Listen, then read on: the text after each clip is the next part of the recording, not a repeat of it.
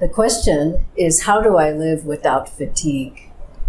And as we all know, there are many pulls on our energy from our environment, from our thoughts, from people who we know. And what we want to do to eliminate fatigue or to lessen it is to be able to draw our energy back inside, to be able to bathe in that prana and uplift it to the higher chakras. Now, our energy goes out from doing too many things. We can say multitasking. I was in a car just recently in a taxi where the fellow was driving and also watching television. And I told them, I know you're not watching television.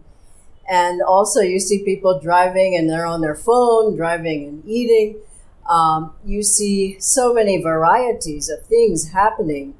And also with the cell phone, we have so many different apps. We're doing this and we're doing that. And we're on Facebook and we're on Instagram and we're tweeting. And there's so many pulls outwardly. And also with our diet, that pulls our energy out. So if we're eating a lot of spicy masala, if we're eating a lot of sugar, we're taking a lot of sugary drinks in, all of these things help to make us more nervous, more restless, and that creates fatigue in our lives.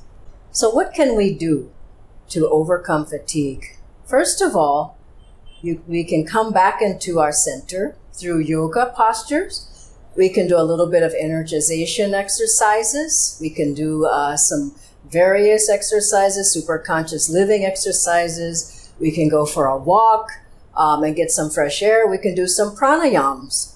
We can meditate a little bit every day, if not more every day, to be able to bring our energy back inside.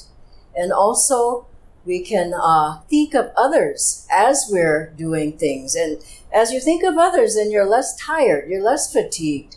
There's a beautiful story about Swami Kriyanandaji when Paramahansa Yogananda asked him to bless people as they were leaving the satsang that Master was giving. He asked him to shake people's hands. And so there were several hundred people, and Swamiji began to shake hands with people, and the first person, the second, and so forth and so on. And then he got exhausted. He was fatigued. And he went to his guru and said, I don't want to do that job anymore. The Master said, that's because you were thinking about yourself. If you think of others, then you'll have inexhaustible energy. So as we're serving, as we're doing things, let us think of how we're serving, how we're helping other people, how we're maybe getting inspiration and giving that into our work, how we have more energy, how we can have more magnetism and serve other people.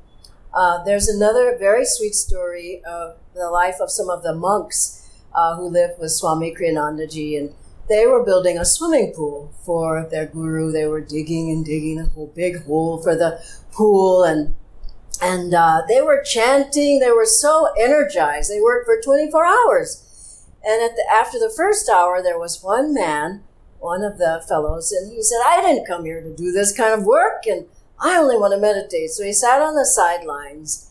Everybody else was full of energy because they were serving. They were happy. They were joyful. Happiness brings energy. Everybody was happy and joyful and full of energy except for this one person who was sitting on the sidelines. He was exhausted. So as you serve, as you do things for others and think of others, you will feel that you have much more energy in your life.